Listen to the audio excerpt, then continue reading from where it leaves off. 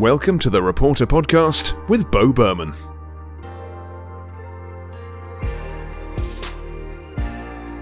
Hey everybody, this is Reporter, the podcast that delves into the minds and lives of broadcast news reporters and anchors, delivering a behind-the-scenes look at their careers, methods, best practices, and personal stories from the trenches of journalism. Today we have my former colleague Angelica Spanos on the show with us. Angelica now works for the Law and Crime Network, which is a streaming service. And Angelica, thanks for your time today. Thanks for having me, Beau. Excited to be here. Yeah, you're welcome. Absolutely. So I'm excited to catch up.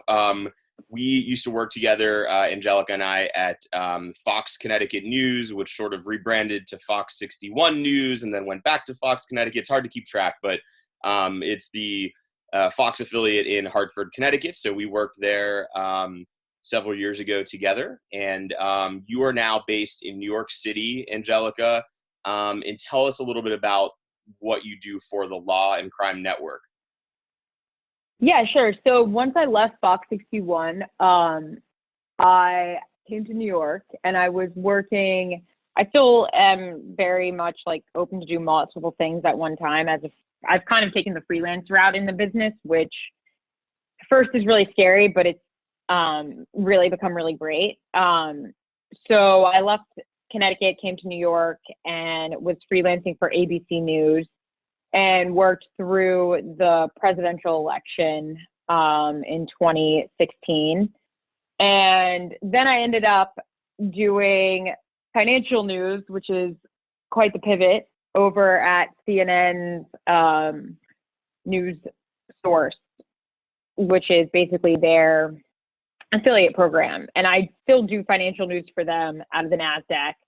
And I recently picked up a show on the Law and Crime Network, which is a streaming-only network created by Dan Abrams that basically airs live trials all day. And we dip in and out of them and discuss what's going on with legal analysts who have been former lawyers, or a lot of them do a lot of legal TV, especially now with all of the big trials we've had. They are very, well to do with the TV legal scene. So many of them will come from Fox News or CNN and then come do our show and things like that. So Law and Crime Network is relatively new, I think. Court TV has had this, I guess the competitor has had this, rebirth of its own. And I remember back in the 90s, I'd be sitting there in my living room, like flipping through, and I would see Court TV and see some big trials on. And then Court TV kind of faded away, kind of died out. But what do you attribute, there's kind of this renaissance of these like live courtroom trial networks. What do you attribute that like renaissance to? Do you think is it social media, or there seems to be this renewed interest?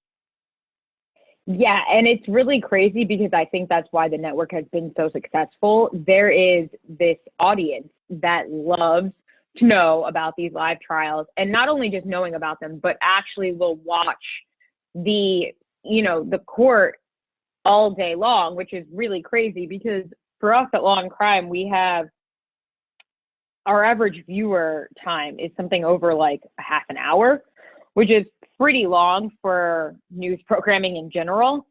And it's these real big like trial junkies. We had acquired a website that covered lots of national trials that everyone was into, and it had a chat room component to it. So if you watch our show, there's a chat room on the side, and you will see tons and hundreds of people in America just talking about these trials. And they know a lot. They know way more than you and I would know. If I didn't have to learn these trials front and back for work, I would not know half the amount of information they know about these trials. I don't know if it's social media. I don't know if it's, like you said, this sort of renaissance of the true crime is just so on trend right now.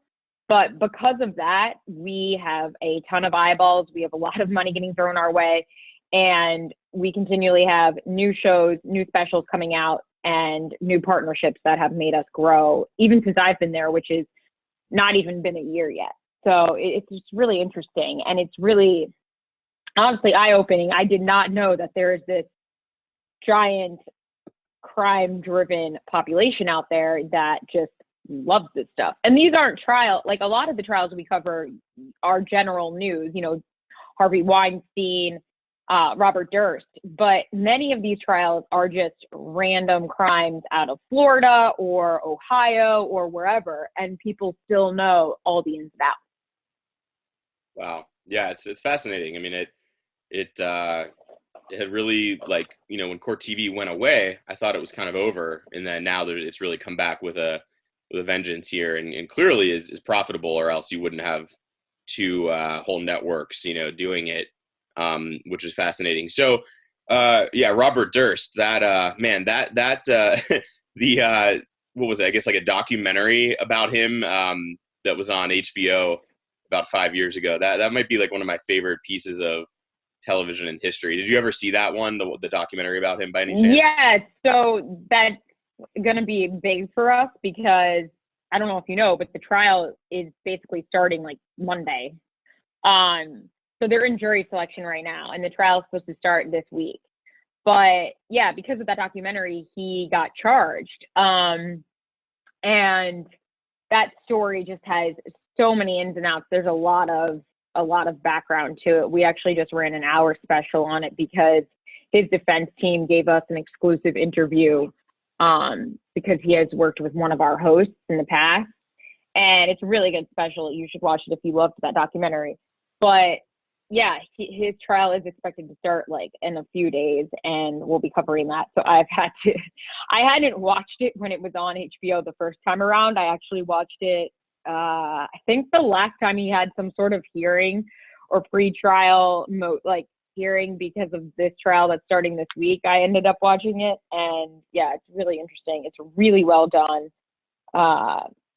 That's a trial that like everyone is excited about. So that'll be good for our network.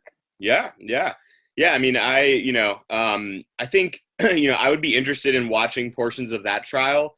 And I think for me, that's kind of a window into like why so many people watch the network, because, for a lot of cases, I think to myself, why do people care about that? I'm not interested. But, all it takes is one case that you feel personally invested in or, personally interested in. And then that kind of, at least for me, provides a window into why people are so interested in these other cases. But, yeah, I watched, it was called The Jinx, I think. And right. Yeah, I watched it pretty much when it came out. I don't know how I got onto it, but it's kind of funny because I feel like if people watched it, like if someone watches it today, they'll feel like, oh, okay, this is kind of the same like crime documentary format that we see all the time now.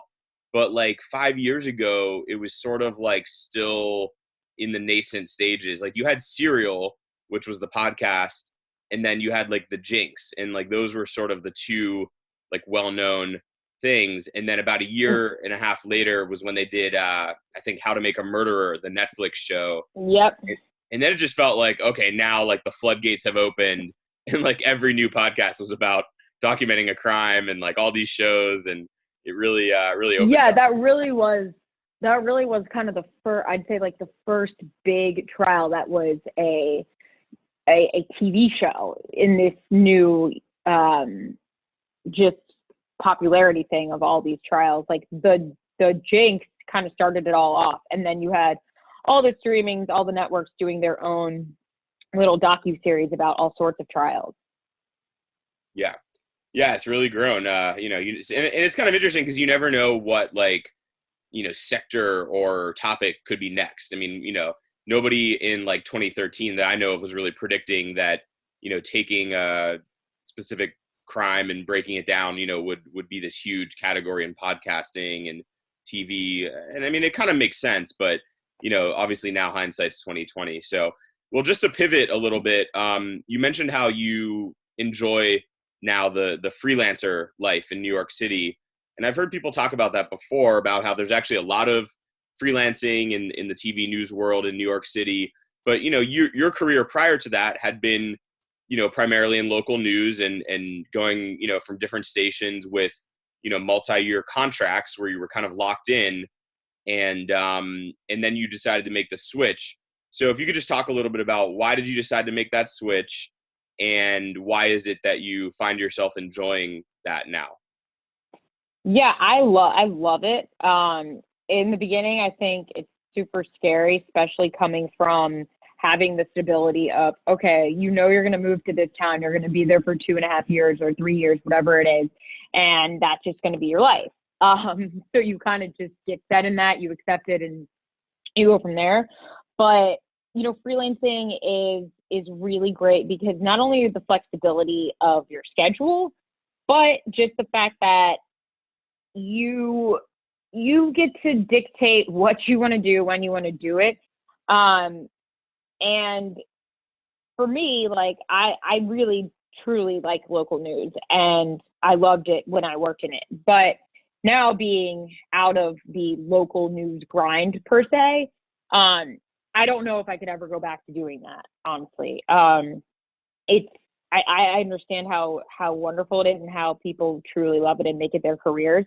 But after not having to wake up at 2:30 in the morning and show up at a fire in 20-degree weather, I just don't see how I could ever do that again.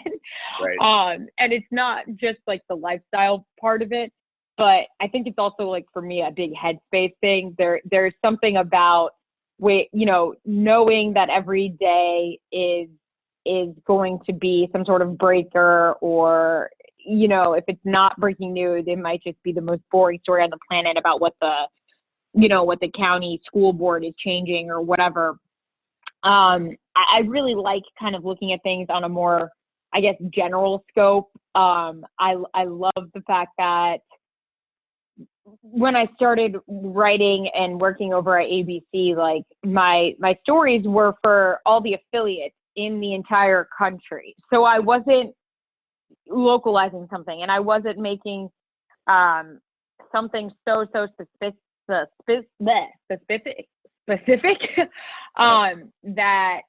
it was just really refreshing. And I truly enjoy kind of the broader scope of things, as opposed to the nitty gritty, like, localizing and details of how this affects a specific part of where you are and of the community.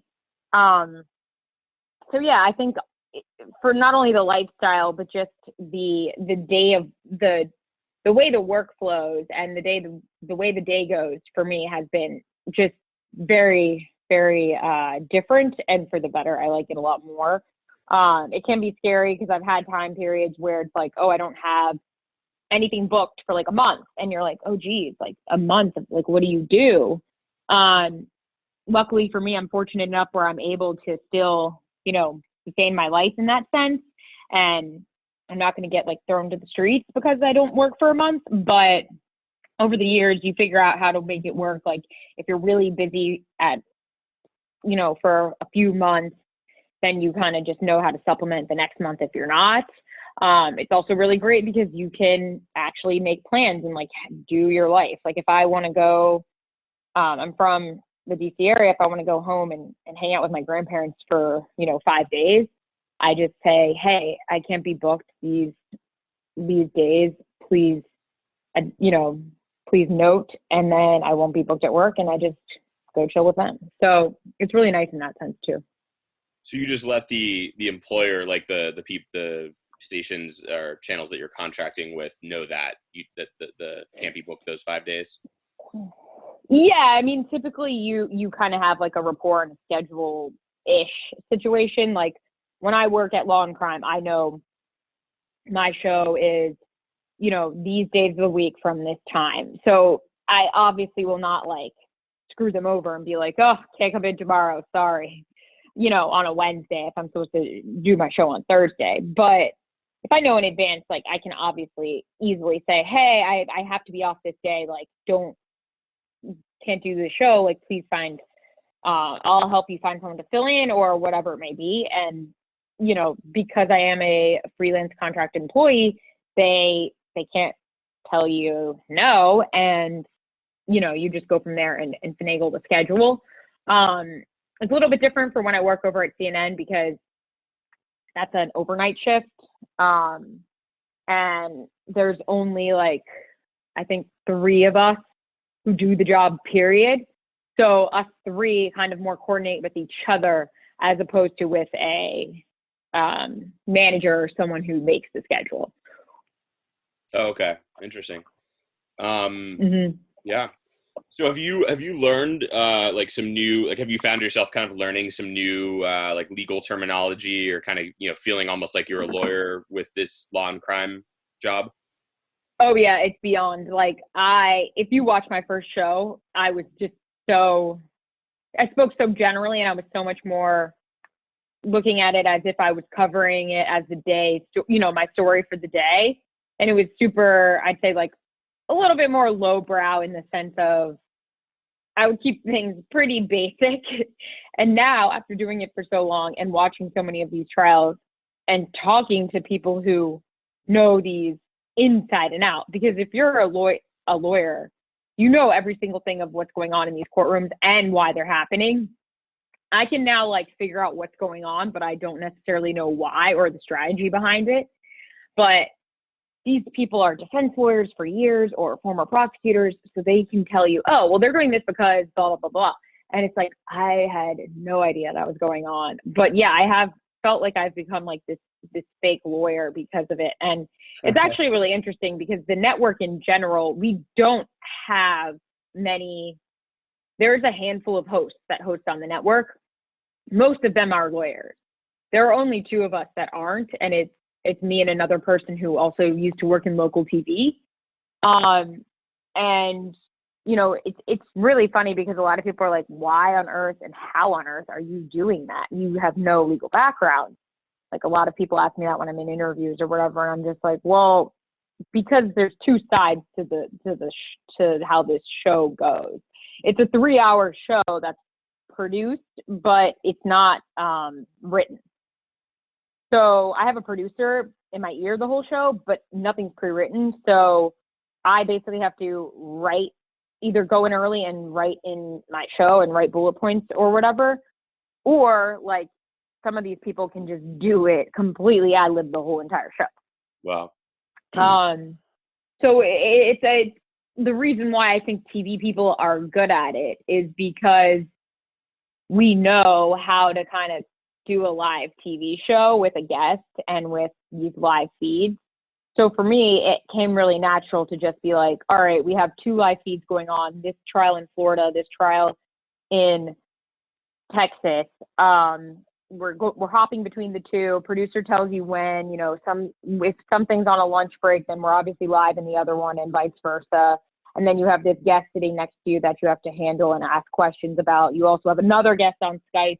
So it's a lot of moving parts, but from someone who's worked in live TV for a while, especially me, I worked the morning show for so long. You just get so good at live stuff, and a lot of it's not scripted, and you don't know what you're talking about, or you have one fact and you have to still talk for 2.5 minutes about it.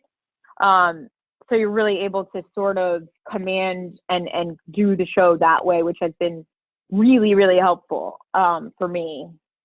And I think really probably be the main reason why I'm still there.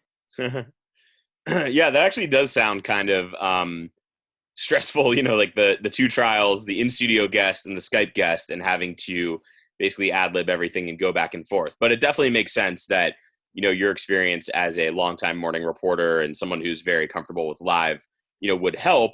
And, you know, it also, I mean, you know, hey, as a fellow TV person, I mean, you know, that's one thing that a lawyer might not necessarily excel at, you know, obviously. Yeah. And that's, it's, I'm not trying to sound like a jerk, but it's very clear when you can tell someone who has done TV and someone who's just this super, really well-spoken lawyer trying to do the show, because their content is obviously way probably better and more analytical and whatnot, but they're the people that struggle with kind of juggling the show and keeping the flow going as we would be used to a TV show going.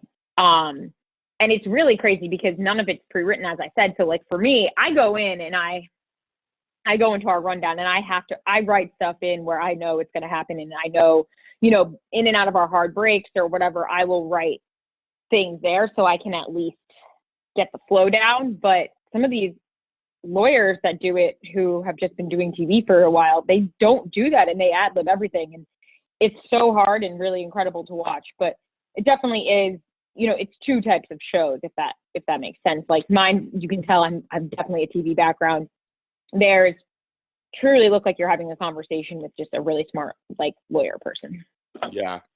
So where can people watch the Law and Crime Network if they want to check it out? Yeah, so we are on every single one of those streaming platforms.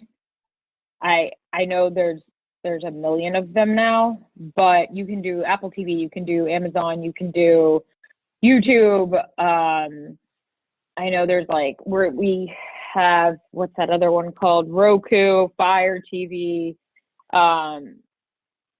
If you have Xfinity cable or any of those cable things, we're a channel on that, like on a smart TV. Sling, TiVo, we're on all of those things. I'm really behind with the streaming situation, so I feel bad I can't explain this correctly. But we're on all of that. Nice. So so it's not hard to find it. And obviously in this day and age, I mean, you can pretty much. It's not hard to find it. If you go on lawandcrime.com, you can also just, I think there's a tab that says how to watch or something. And if you have a login to any of that stuff, you can bring it up. I have friends that have it on can get it as a channel on their TVs, like on a smart TV. Okay. Who always are like, oh, I just saw you. I clicked through and I just randomly saw you. I'm like, that's so strange. Do you get you forget. Go ahead. Sorry, go ahead. I was gonna say, you forget how now all these streaming things are just built into your actual television. I always think of the streaming as a separate thing. You got to log in, you got to find it on your phone or on your computer or whatever. But now they're all connected because of these smart TVs, which maybe I'm a late adapter, but we haven't really done that yet in our household. So, yeah. Yeah. Yeah, no, I'm with you. I kind of forget about that as well. So that is funny to hear that. Yeah, people just like, oh, I was flipping. And many of my friends don't have cable anymore, so they have all those streaming things, and I'm like, wow, you found me. That's really nuts. Yeah.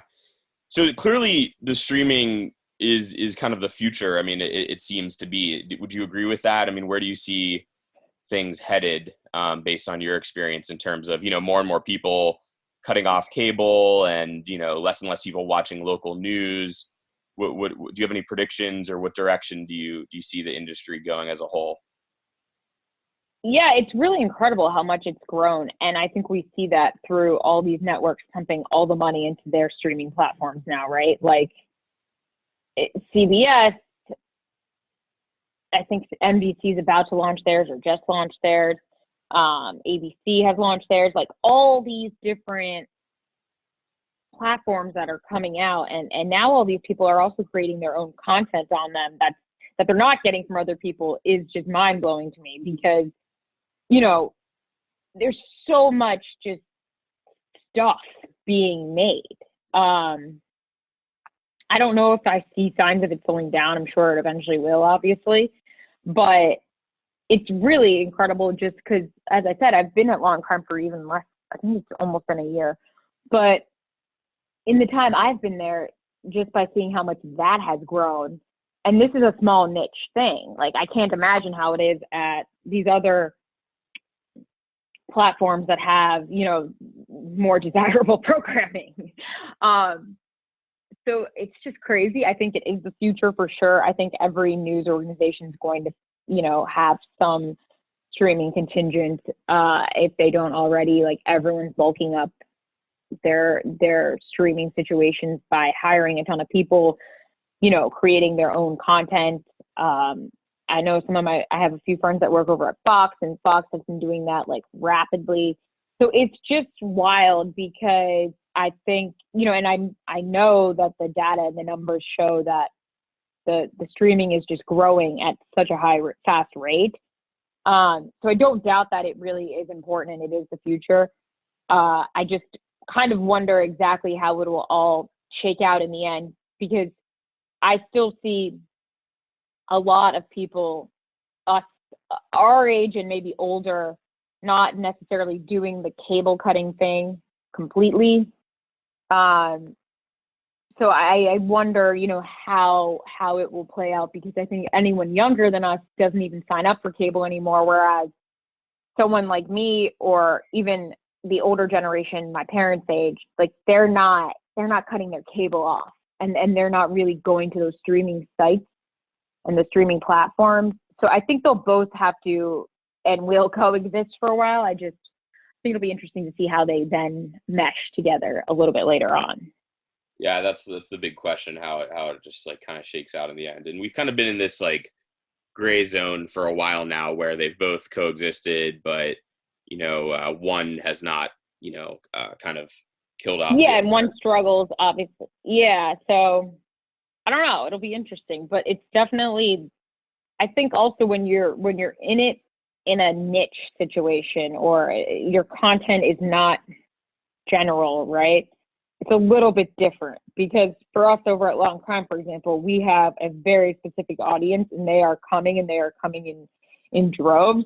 And I think that won't change, because there's this need for these people to want to see these trials and whatnot.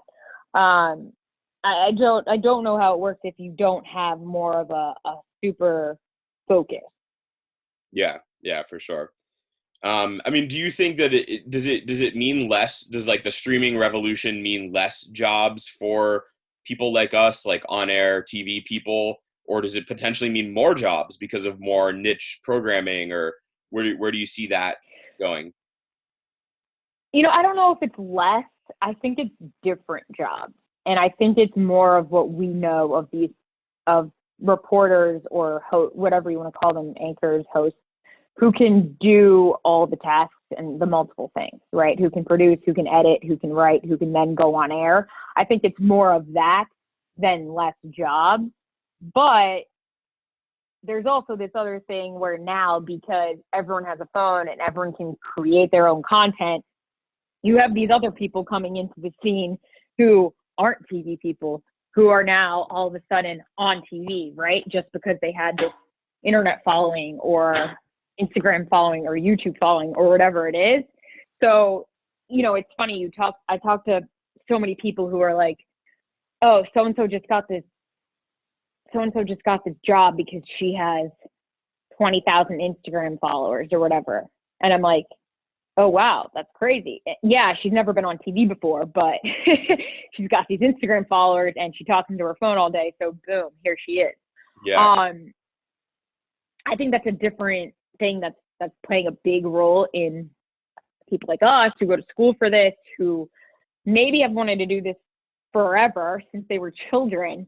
And now we have a separate group coming in as a different type of competition. And that to me is actually more scary than there just being less jobs because of streaming or whatnot. Right. And you're saying those people, like, the person with like 30,000 Instagram followers, are they getting like a TV news job, like actual news, you're saying? I mean, I'm not saying they're getting like a job at Fox 5 standing out a scene, but many of these type of influencer, whatever you want to call them, people end up on TV because of these large followings.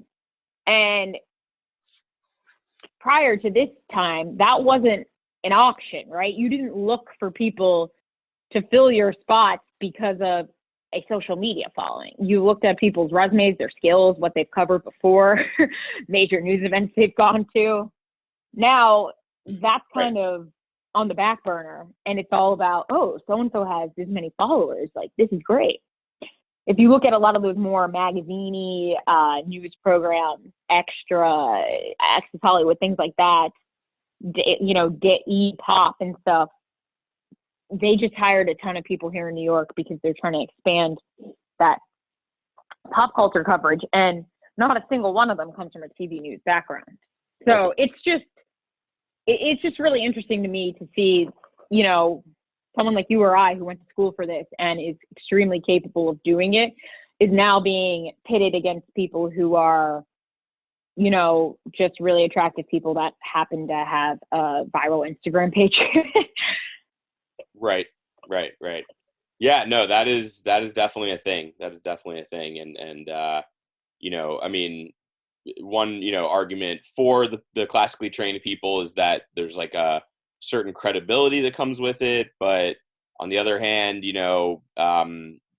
networks obviously are looking for reach and for, who's going to watch. And so it goes both ways. Right. I almost think they don't value the credibility and the experience as much as it used to be valued.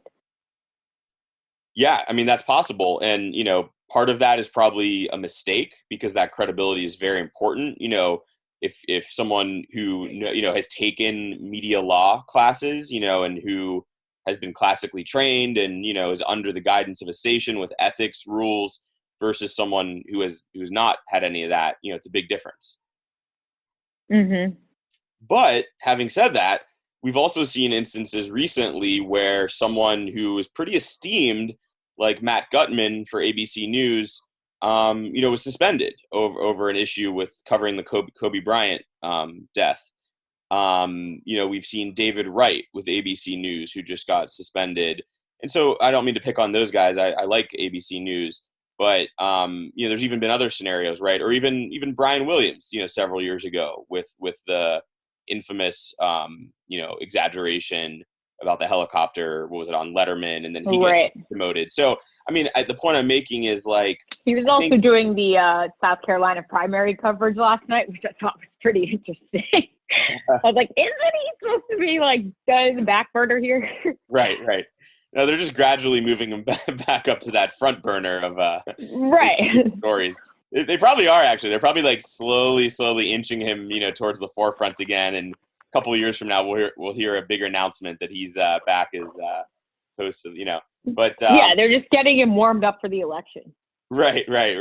No, but I mean, all those issues. Look, I mean, journalists can make mistakes, and we know that. And I mean, Matt Gutman, for example, has probably done thousands, like 20,000 reports in his career, literally.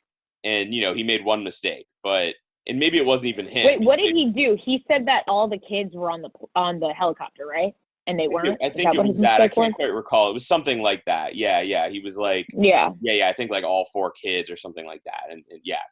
And then he like quickly retracted it later on and apologized and did a very upfront apology on Twitter. And that was probably coming from producers and coming from people. He just unfortunately gets the heat of it because that's his space. Yes, exactly. And you and I know that as, when you're on the inside, that most of the time that's coming from someone in your ear, in your IFB, and, but you do have to make that choice. Like, are you going to say it? But there's a lot of pressure to say it. If, the producers are telling you, yes, it's confirmed, say it, what are you going to do? So puts you in a very tough position. But, he took the fall for it. And we don't know. I mean, it could have come from his sources and maybe he just said it. But anyway, mistakes happen. But my point is that, like, when stuff like that happens, though, that does, like, kind of eat away at our overall profession's credibility, because anyone who doesn't like local news people or national news people or the media, then, has ammunition to say, oh, well, look at this example, they're no good type of thing, which is like, again, I mean, it's just like one example out of thousands, but, of cases where he was accurate, was very, ethically based, but, stuff like that can hurt, I think, ultimately. But, so one thing I would ask about is with the Robert Durst trial, just getting back to that, I'm seeing on Twitter that it looks like, is the trial exclusive to the Law Crime Network? Like, are you the only ones broadcasting that trial, or maybe I'm misunderstanding that? No, I think that particular judge is only allowing television cameras for opening statements and closing. Oh, okay. To be live rather. Okay. I think everything else has to be recorded and then played later, not live streaming. I could be wrong about that, but it's something to that effect. If I'd have to go look at our memo, but I believe that's what it is. So like for us, which is probably going to be the same for all TV, we wouldn't have, like, I doubt, an exclusive on that, but we would be allowed to live stream opening statements from both sides, opening arguments, and then I think everything else we're allowed a camera in the courtroom. But when court's done at what is it, California? Where is that? California, I think. Or is it Texas? Anyway, when court's done at the end of the day, we would then have to cut stuff from the feed, and then we could only play it in parts or clips or whatever. We wouldn't just play all the raw. Okay. So I think that's how it's working. Yeah. So do the networks have to pay to get inside, or is it basically just all just based on whatever the local and state laws are, whether you can, and then the judge's discretion? Is that how that shakes out with what you're allowed to record and go live with? With cameras in courtrooms? Yeah. Yeah, I mean, that's usually, that's laws by state. Like, for example, you're not allowed to have any cameras in courtrooms in New York City, which is why Harvey Weinstein's trial, we never saw anything from in the courtroom, right? Yeah. Obviously, O.J. Simpson's trial, that was completely televised. It just depends on the state. Okay. So, and a lot of these like high profile, like super popular trials, some of them will put these rules, like Durst, for example, because that's in California. And as I said, we're only allowed to do openings and whatever live. And that's because the Judicial Council is allowed to ban or whatever, make their parameters on the media coverage of specific criminal trials. And I think that usually is all driven by like, you know, that's because of the media coverage, and that's like a newer thing. Okay. Yeah, that's interesting to hear about. So do you travel for any of these freelance positions, or are you 100% based in New York City all the time? So traveling, no, we like for law and crime, we don't travel to the courtrooms, which is one of the great things. Also, sometimes it's like, you know, you kind of get the itch to want to go there. But for example, Weinstein's trial was here in New York, so I got to go to the courthouse a bunch, and we had a reporter in that courtroom every single day, and then went live from outside of the courthouse. And then I also was live if I wasn't in the courtroom. We also went live there a lot, just because there were so many moving parts on the side. Like there was always a second story in addition to just whatever happened in the courtroom. Yeah. Which was good, because then we get to have a couple people live there. But we don't have a reporter physically at a lot of these trials unless they're massive ones. We have a freelance, like a camera in the courtroom, which is usually from like a stringer or a freelancer that we hire that gathers news for us from the location, and then, you know, blasts it back to us here in New York. When I work at CNN, it's a financial situation in the NASDAQ. So basically we just have a studio, if you will, but it's basically the size of a closet in the NASDAQ, where every network has a little office, which is just a chair, your camera, and a computer. My producer sits next to me outside of the door. And I'm not even kidding you, it's probably 4 feet wide by 3 feet long.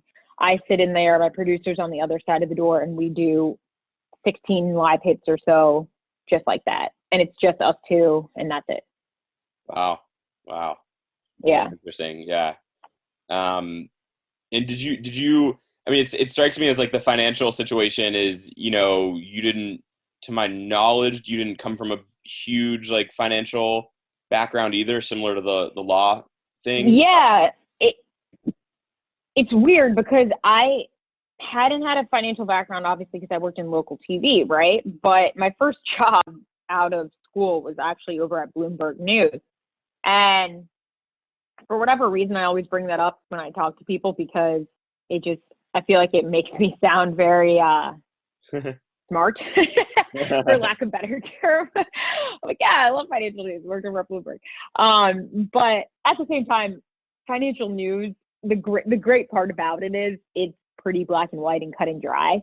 And I think I've always wanted to be in a financial news situation, which I don't know if I've ever expressed, because I worked in local so long, and that's just such a rare thing you really cover. I used to always try to localize stories with, any financial news of the day, but like no one in local news wants that, right? That pitch always gets shot down. Yeah. But I always liked business. I follow business news in my personal life. I like to follow the markets, and, I'm into like investing and things like that. So it's just kind of like a side type of news that I like to ingest. So because of that, I always use that to leverage the fact that I'm really into this. I follow retail news. That's just what I look for. And that's kind of how I ended up over there. But what we do is I'm not analyzing the market sheets each morning, right? I'm doing a customized report for each of our affiliate markets. So we talk about stocks that are based in these states and how they're doing. But the bulk of our story, or the bulk of the content for the hit, is general business headlines of the day. So it's like Target added 25,000 jobs for the holidays, or, Amazon's about to roll out this. So it's very consumery, not highbrow business. Yeah. Right. Cool. Yeah. So that's neat. Did you,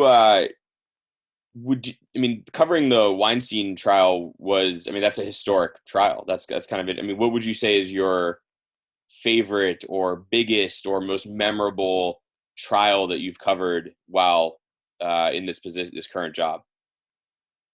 Yeah, Weinstein was great to cover. Honestly, when you're at when you have the whole media circus at a scene somewhere and you get all amped up because you're like, this is awesome. Like, we have a bajillion cameras. You see all the networks. You see every reporter ever. And you're all there. You've got that giant mic stand with 75 different mic flags on it. Like, it was one of those situations where you're just so excited and pumped, really, the whole time to be out there. It was that. And I really, I miss that sometimes. And so I think that was really, really fun to be able to go there. I actually happen to live like walking distance from that courthouse too, in downtown Manhattan.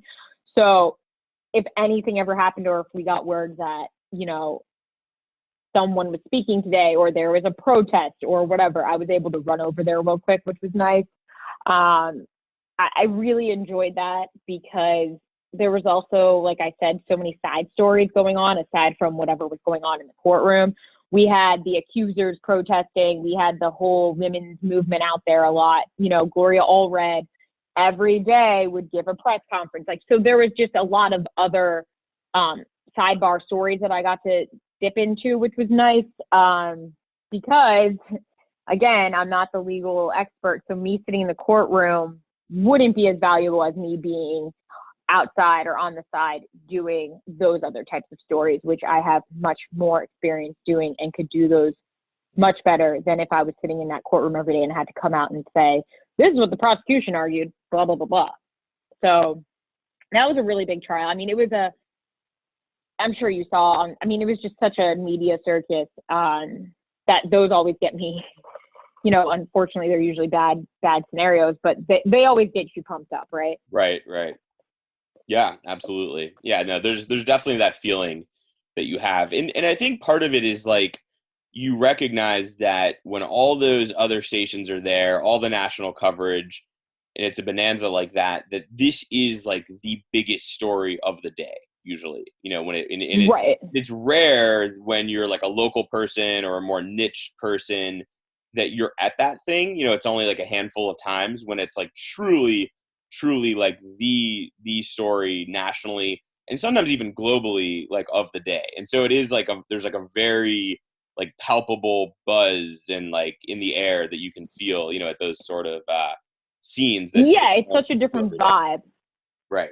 Yeah, especially, and unfortunately you don't get it that much if you're in local news. If you happen to be in a market where something crazy breaks, like, you literally are, it's your favorite day. It's your lucky day in the sense that you're like, this is amazing. This is going to be how I get my next job. Probably this is all going on my reel. So it's rare in a way if you're not in one of these huge cities or big markets, and happen to the news cycle happens to be in your favor. Yeah. So what would you say, so you successfully sort of made the transition from, Connecticut, Hartford market, 30, 32, whatever it was, to, working regularly in New York City, as a freelancer, but, for big time networks. And let's just say there's a reporter listening who's like, I don't know, 26 years old or 28 years old and, sort of is intrigued by the path that you've taken. Are there any keys to success or advice you would give somebody like that? Yeah, I mean, I think for me, it was really about just hitting my network here hard and so frequently. I was lucky enough that I did actually go to grad school here in New York City. So I had a kind of a news network built in from internships and from professors and whatnot. I also have a lot of people I've known through the years from other internships or jobs that just happen to work here or be here. And a big thing that I attribute to how I got my gigs and my jobs was just constantly reaching out and hitting up this network of people, even if they've already told you no, or even if they've already said, we're not looking for anyone right now. You really, as a freelancer, have to pressure people. And it's about being available whenever they need you. It's about not saying no if, you get a call an hour before they want you in and you having to say, well, in theory, like, I don't want to go do that at all, right? I'm in the middle of something else, or I'm sitting, but you get your shit together and you just go show up. And that's why they keep calling you back. So I think that's a big part of the freelance thing. It's hard in New York because there's a large pool of people that are in the same position as you and will get that call and will say no or be like, oh, sorry, I'm unavailable today. But if you're that person that's available and you say yes that day, you get your foot in the door. They keep calling you, you're going back more times than not. And I think that's a big part of making the freelance thing successful in New York City. It's interesting because, with the local news stations that I spoke to, like, I would get calls, and I'm not like, this is no joke, like 30 minutes before they wanted you in or add a scene or add a story. And it's like, oh, like I'm sorry, I'm already doing something else today or whatever. And I would never hear back from those people again because I said, I turned them down basically. And, they would just go to the next person on their list. So obviously there's an element of timing in a lot of this, but I think it has to do a lot with just always being willing to do it, to be there, to do a good job. And they can recognize that. And they know if you're good and able to deliver what they want. Yeah, that's good advice. So much of life is just being in the right place at the right time, or, being willing to make a sacrifice that others won't, at least in the short term or up front, Definitely in this business. I mean, I still think a lot of this business is luck too, which people might hate me for saying, but yeah, absolutely. Absolutely. And so, sorry. One other question I wanted to ask you is, so we talked about, kind of advice for someone who's like 28 and wants to kind of replicate what you did, but what would you say to someone who, because I get this a lot, like kids who are like 18 or 19 or 20 or 21 or 22, and they're like, hey, like, I see that you've been successful. I want to, also be successful in TV and get into it and be a journalist and a reporter and all that. And, what advice can you give me? Like, what internship should I do? And it's tough for me because now, like, literally the station, one of the stations I interned at doesn't even offer internships anymore. Wow. Yeah. It's so different. And then also run the other way. Yeah. And then also I'm someone who, like, right now I'm taking a year off from news and maybe more, but at least a year off. And, not 100% I want to continue. I mean, I think I do, but, so I guess it's like, what do you tell, and I'm watching local news ratings, kind of dive a little bit. And so I don't know. I mean, what advice do you give when people ask you about, hey, should I become a reporter? It's what I really want to do. What do you say to these kids?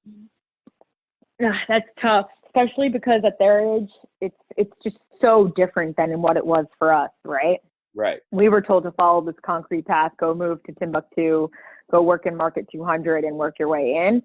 And that's just not the case anymore. And anyone who says it is, there's always a way around that, right? Like, yeah, you can still do that, but odds are you'll probably take a much longer time to end up where you want to be than if you just maybe do something a little bit more untraditional.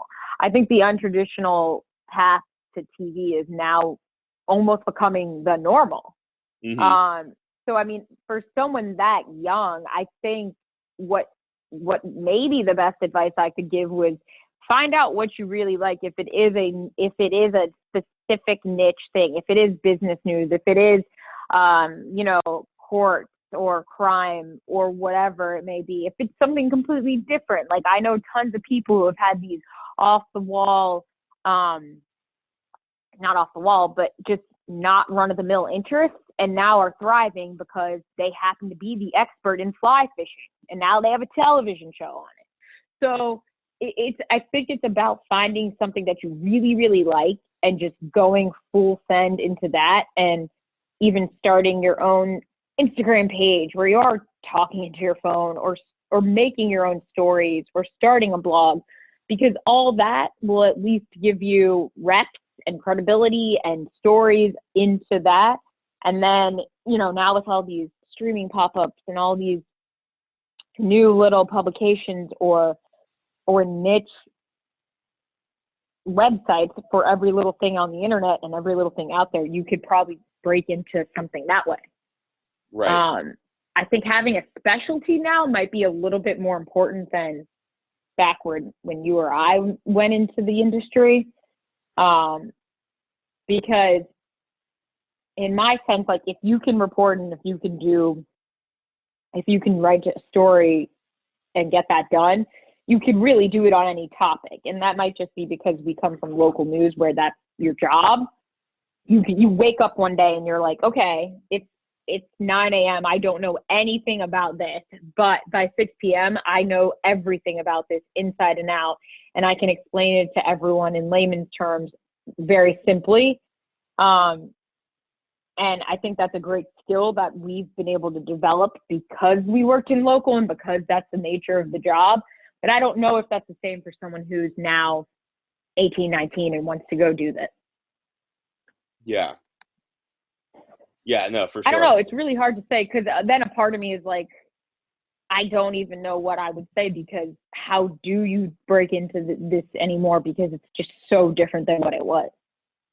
Yeah, no, exactly. I mean, it's just radically different. I mean, when I was 21 or 22, I was literally mailing VHS tapes across the country, and I mean, it's like, right. That sounds like I'm 100 years old, it's crazy. Yeah. And I watch my local news in DC all the time when I'm home, and the DC market, for example, you used to have to be 30 years old to get a job in the DC market.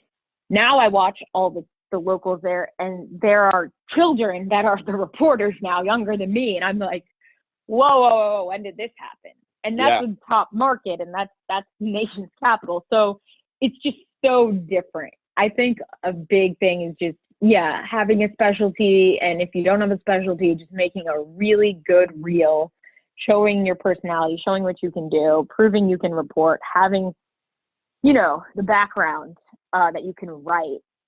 Writing is big to me. I still stress how important being a good writer is in this industry. I think, sadly, that's kind of like teetered off a lot. And I think people who can write will always shine, no matter what. So I still think being a good writer is very important.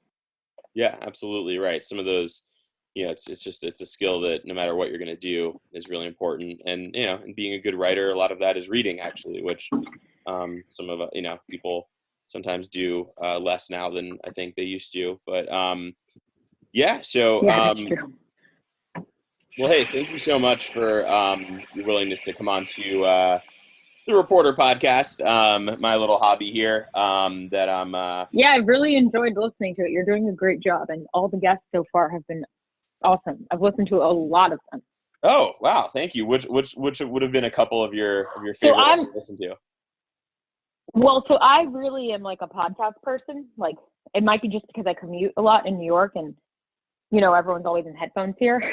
So I'm always listening to podcasts, and like, I love the sort of interview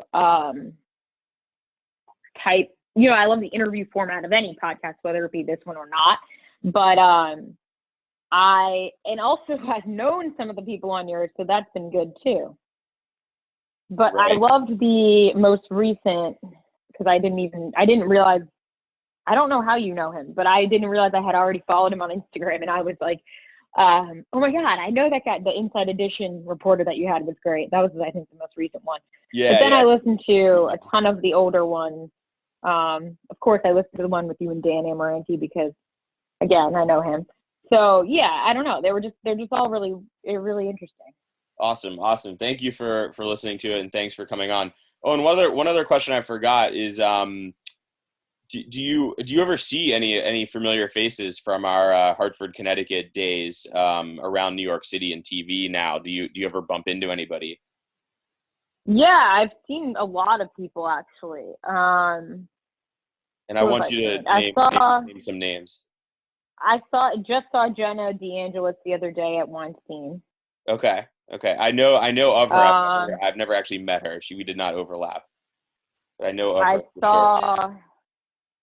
So I was walking into the NASDAQ one morning, which is in Times Square. Mm-hmm. And all the locals were out there. I have no idea what their story was. They might have, I think it just was something about Times Square because it's like the only place they allow live trucks to park. But I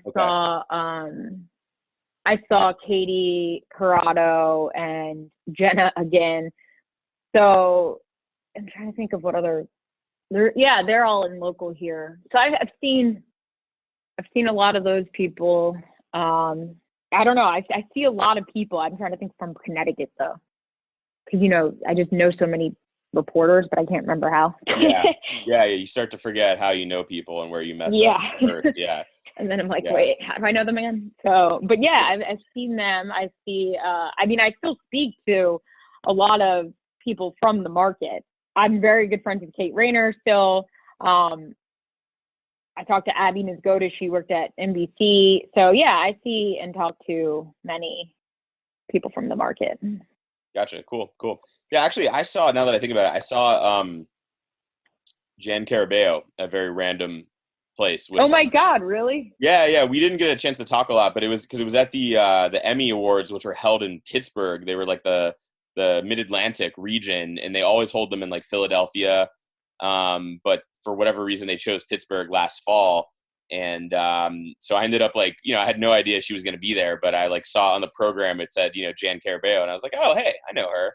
I used to sit next to her. Yeah, that's awesome.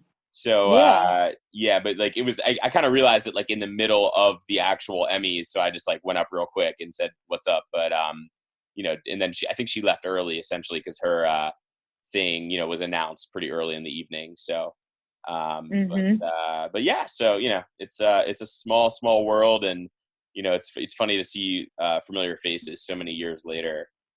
It's pretty crazy. Yeah, and it's nice to keep up with everyone on Instagram and everything, which I know sounds super impersonal, but I do like seeing what everyone's up to by like Instagram. It's kind of fun. Yeah, no, I agree. I mean, it is nice. It's weird because I think sometimes it's a crutch, you know, and therefore like I don't need to reach out to so-and-so because I'm like, oh, I already know what they're doing. So why am I going to reach out and talk about it? But by the same token, it's like, you know, I don't know that in any era you had time to physically call, you know, everybody who you've ever known. So, you know, maybe it's better just to have a window into what they're doing and know that they're okay versus, you know, not knowing at all. So. Yeah, no, I was laughing the other day because one of the, I guess, newer, she was not there when we were there at Fox, had reached out, and we are now Instagram friends or whatever. And she is always out in a truck in the morning and whatever. And she posted a video of their live shot scene, and I saw Earl in the background. And I was just like, oh my God, I haven't seen him or like thought of him for so long. But I was like, there he is, like same, doing the same thing, setting up all the lights. And I was just like, oh, that's like just so nostalgic. Yes. Yeah, no, it's wild. Yeah. I mean, and time goes by fast, and, it's nice to see the familiar faces, and right. And for some people, life is about moving on and ascending. And for others, it's like consistency is key, and having a stable, just like this, kind of feel, just mastering something and sticking with that. So everyone has their different route, but yeah, I mean, so much of all of our careers are like owed in part to the people who, helped us along the way and made us look good whenever we might've been looking bad that day in reality. And, it's interesting, but yeah, one thing I will say is I'm not going to name any names, but someone reached out to me and they asked me this is a couple of years ago, and they asked me for like if there were any job openings in Pittsburgh when I was working for the ABC affiliate. And I'd never met this person, but we had worked at the same station basically. And I was like, hey, yeah, let me check, I'll let you know, here's the email of the news director, whatever. And they just like never responded. They didn't say like, thank you. They didn't say, okay, cool. They just like didn't respond. I was like, oh my goodness, you got to be kidding me. It's just like, at least don't burn any bridges. You're not just using me. It's just like, oh my God. But yeah, I, back in the day, they used to say like, if someone helps you, you like write them a handwritten thank you note. But this just felt like the exact opposite of that. Anyway. Yeah, and unfortunately, I think that's a part of this business because people are quick to be like, oh, I know you. I don't, I quickly will just send a blast off of an email, and it's like usually super unpersonal and generic. And I get those all the time too. And I'm just like, it's like so hard to want to invest the time in helping the people if they're just going to kind of either ghost or not properly follow up or whatever. But I'm with you. I totally, that would annoy me. And I am totally the person that still writes hand thank you notes. Yeah. It's, everywhere I go. It's a lost art, but it means a lot to people. And having said that, though, I've had some other folks, honestly, the majority of people, 98% who, I've helped have been great and followed up and been very thankful and been awesome.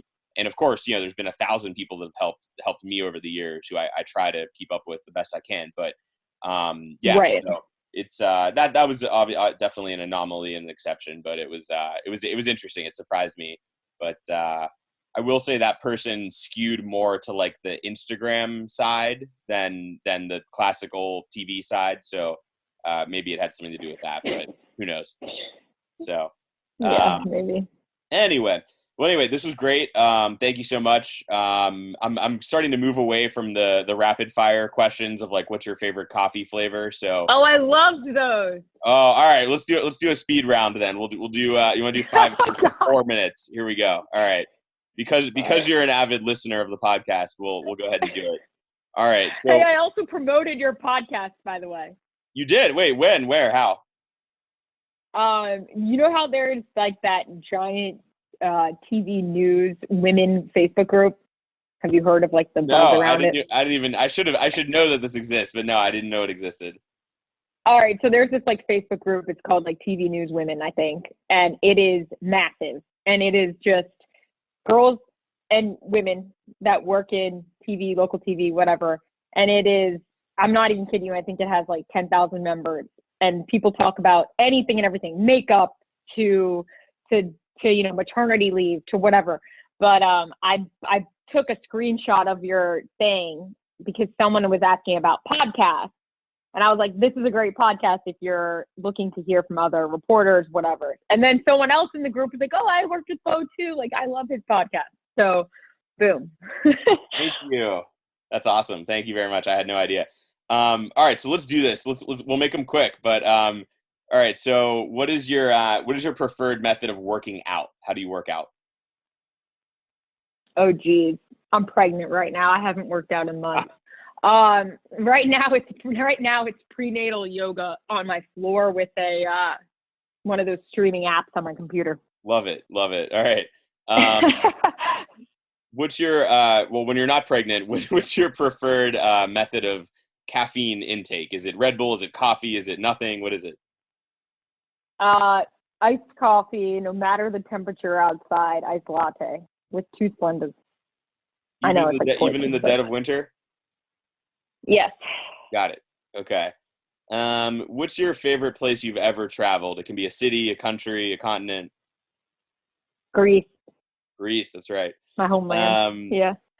What advice would you give your 25-year-old self? Always say yes. Good. I like that. What's your favorite thing you've purchased in like the last year or so that cost $100 or less? 100 or less. Wow. You totally won't know this, but there's this new hair tool that came out, and it's revolutionized like girls and TV's hair. It's a Revlon straightener curler thing. It's like $60, I think, but it changed my hair regimen for television. Ooh, wow, that's a good tidbit for the lady listeners. It's literally, I'm not even kidding you, cut off about 45 minutes of primping. My and I hate that is primp, like so. legit. That like time It's is huge money for me. Yeah, no, I know. It's huge. In the old days, they'd call you for a freelance thing, and you'd be like, "All right, hold on, it's gonna take 45 minutes to do my hair." Now you're just right. No, I would really have to go like book a blowout or something. Now I just plug this thing in. Wow. It's like called the Revlon one-step hair dryer or something. Wow. Anyway, it's gonna put the blowout shops out of business. Yeah. What time do you wake up on the average day? What time are you getting up? Okay, if I'm working at CNN, I have to wake up at 2:45. If I'm not working at CNN and I'm working at Long Crime, I wake up at like 7:30. Okay. What TV show are you streaming right now? Like a fictional TV show, a drama or whatever. Oh, we just started watching that McDonald's McMillions thing. Have you heard of that? I've definitely heard of it. No, I haven't watched it yet, but it looks really good. People are talking a lot about it. So good. You have to watch it. It's great. Is it a series or it's just like a 1 hour, 2 hour documentary? No, it's a series and they're not all out yet. So maybe it'd be better to binge, but I think there's like 5 episodes so far, 4 or 5. It's see, I didn't know well that. done. I thought it was just like a 60-minute doc. I thought, okay. No, it's a series. It's really good. Okay. Do you think Twitter has done more good or more bad for news? Good. I love Twitter. I'm the biggest Twitter stan there ever was. I go, the first thing I do every morning is go on Twitter. I don't go on Instagram first. I go to Twitter. Ooh, okay. If you could have a billboard on the most in Times Square, the biggest billboard in Times Square, and you could put anything on it, what would you have that billboard say or a picture of? What would you have on it? Oh, geez. Can I be snarky? Yeah. Jeffrey Epstein didn't kill himself. Oh my God. There's some funny things on Etsy, the site where they have many funny things about them. Yeah, they have like crocheted, little like dream catcher. I don't know what they're called, but that say that and stuff like that. It's so funny. I love those memes. Yes, they're very good. All right, so this is like fill in the blank. So it's kind of like your alter ego. So it would be like Beau is the blank of journalism, and so I like to say Beau is the Jason Bourne of journalism. Like sort of can get himself out of tough situations, very focused, kind of whatever. So Angelica is the blank of journalism. Oh, geez. I'm going to be so bad at this. How about Angelica is the Ray of journalism from Star Wars? Does that work? Oh yeah, that's good. Who's your favorite, who's your favorite stand-up comedian? I don't listen you hate to stand-up any comedian. Okay. Stand-up. It's not in my. Yeah. That's fine. Will you stay in journalism for the rest of your life? Probably not. Who's your favorite author? Of all time, James Patterson. Okay. Rap or country?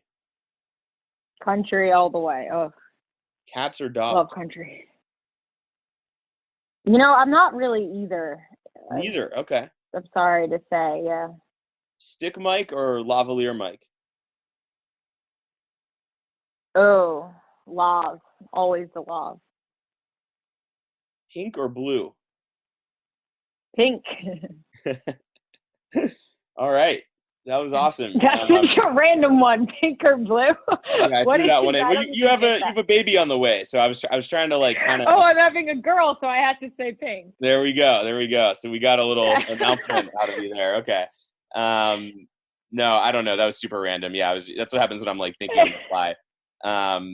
Pink or blue? I'm just like red or yellow. You're like, what the fuck are you doing? Yeah, like this does not make any sense. All right. Well, hey, thanks for taking the time to talk and join the podcast. And I'll definitely, I'm always trying to promote the episodes, so hopefully you can give it a retweet or whatnot. Yeah, send me all the links and I'll retweet and repost and whatever. All right. Well, hopefully we'll catch up in person sooner rather than later. And good luck with the rest of the pregnancy and work at your like 5 different networks that you work at. And it sounds like life is good. Yeah, gotta grind it. I'm trying to get along, get it to work in New York. Yep. All right, Beau, thank you so much. Have a great weekend. All right, you too. Bye. Bye. Thanks for listening to this episode of the Reporter Podcast with Beau Berman. Please share, subscribe, and leave a review on Apple Podcasts.